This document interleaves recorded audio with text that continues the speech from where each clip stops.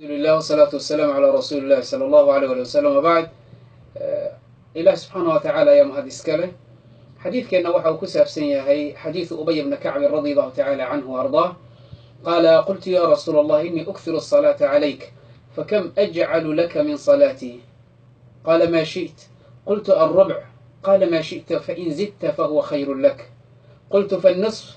قال: ما شئت وإن زدت فهو خير لك. قلت: فالثلثين. قال: ما شئت وإن زدت فهو خير لك. قلت: أجعل لك من صلاتي كلها يا رسول الله. قال: إذن تكفى همك ويغفر لك ذنبك. وحديث عظيم أهويان رواه الإمام الترمذي وقال حديث حسن صحيح، وصححه أيضا إمام ابن المنذر رحمة الله تعالى عليه، إمام المنذري، وحسنه حافظ ابن حجر في فتح الباري، وصححه الشيخ ناصر الدين الألباني رحمة الله تعالى عليه. حديث كانوا حديث آدي عجيب بدن النبي عليه الصلاة والسلام waxaa u yimid Ubay ibn Kacab isagoo ku oranaya rasuulka Allah, anigu waxaan badiyaa salliga aan kugu sallinayo meeqaan ka dhigaa habeenkii. Culimadu markay xadiidkan fasirayeen waxay yiraahdeen Ubay ibn Kacab habeenkiisii wuu qaybsanaa, qayb salaatul layl uu tukado, qayb uu quraankiisa akhristo, iyo qayb uu nabiga ku salliyo salawaatullaahi wasalaamu calayh. Markaasuu nabigu u yimid oo yiri salawaatullaahi wasalaamu calayh, kam aj'alu laka min salati, meeqaan ka dhigaa waqtiga aan adiga kugu sallinayo rasuulka Allah. nabiga calayhi salaatu wasalaam waa u soo gaabiyey jawaabtii isagoo oranaya maa shi'ta, intaad doonta ka dhig. markaasaan ku iri wiiri rasuulka allow farubc, waqtigayga rubciisa ka waran. qaala maa shi'ta wa in zidta fahuwa khayrun lak. haddaad rubc ka dhigtid 4 meeloodoo meel waa haddii aad doonta ka yeel, laakiin haddaad ka badisid waa kaaga khayr badan tahay. markaasaan ku iri qultu fannisf, ka waran nus haddaan ka dhiga rasuulkii allow. قال: ما شئت وإن زدت فهو خير لك. سيدا دونتيان حداد كسي كورنيسان وابكاغسي خير بدنته. مركزا كو إري فالثلثين سدح مركا لو قيبيا لبا كميدا هدان كدغا كورن. قال: ما شئت وإن زدت فهو خير لك. حداد دونتو إناد كسي بديسا بكاغا خير بدن. أبي بن كعب وحيري: إذن أجعل لك من صلاتي كلها يا رسول الله. waqtigayga oo dhan waxaan ka dhigayaa salaadaada iyo salligaaga rasuulka Allah.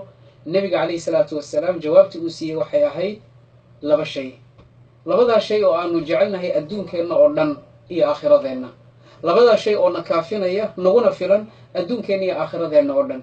adduunka waxaan jecelnahay walwal la'aan, qofka inuu noolaado stress la'aan, qofka inuu noolaado depression la'aan, qofka inuu noolaado isagoo wax uu ka walwalaya aynan jirin, laabtiisana wax cuslaynaya aynan jirin, wax maskaxdiisa murug gelinaya aynan jirin.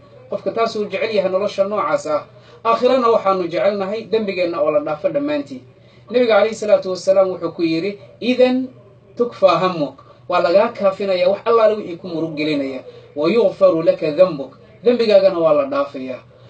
meesha nabiga calayhi salaatu wasalaam salaadiisa lagu sallinayo waxay ka wanaag badan tahay waxyaabo badan oo ilaahay subxaanahu wa tacaala qur'aankiisa markaa dib ugu laabato yaghfir lakum min dhunubikum baa la oranayay. ilaahay wuxuu idin dhaafayaa min dhunubikum, mintaasi waa tabciidiyo weeyaano min bacdi dhunubikum weeyaan, dhunuubtiina qayb ka mid ah.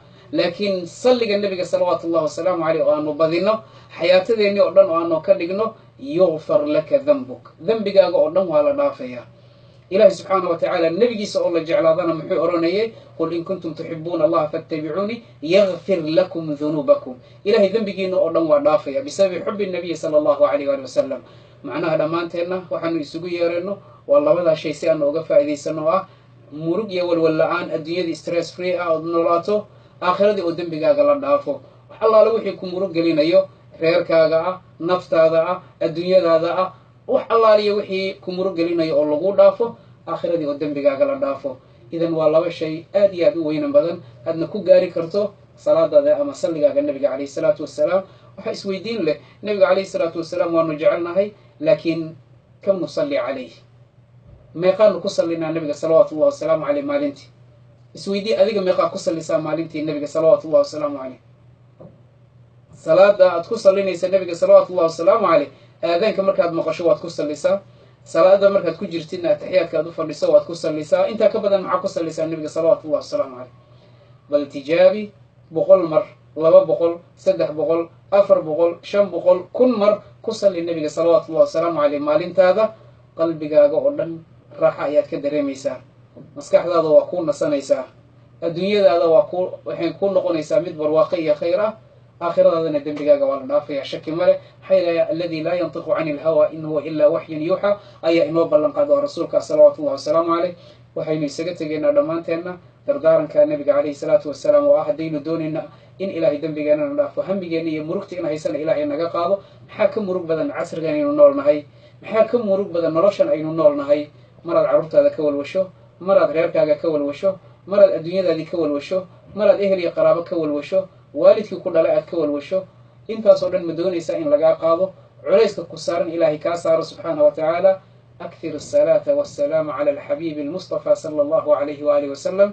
qof sameeyey oo tijaabiyena ma jiro ilaa ilaahay subxaana wa tacaala warkaa nebiga uu noo sheegay salawaatullahi wasalaamu caleyh xaqiiqadiisu gaarayaa. seenan u gaaraynin iyadoo nebiga calayhi salaatu wasalaam wamaa yantiqu cani ilhawa in huwa ilaa waxyun yuuxa, carabkiisa kuma hadli jirin wuxuu hawadiisu damacdo, laakiin wuxuu ku hadlayay wax ilaahay u waxyooda subxaana wa tacaala. ilahay waxaanu ka baryaynaa jala wacala inuu inagu ilhaamiyo, carabkeennana u fududeeyo, noona yasiro ilaahay subxaana wa tacaala كثرة الصلاة والسلام على الحبيب المصطفى صلى الله عليه وآله وسلم هو بآبائنا وأمهاتنا مفدي، صلوات ربي وسلامه عليه.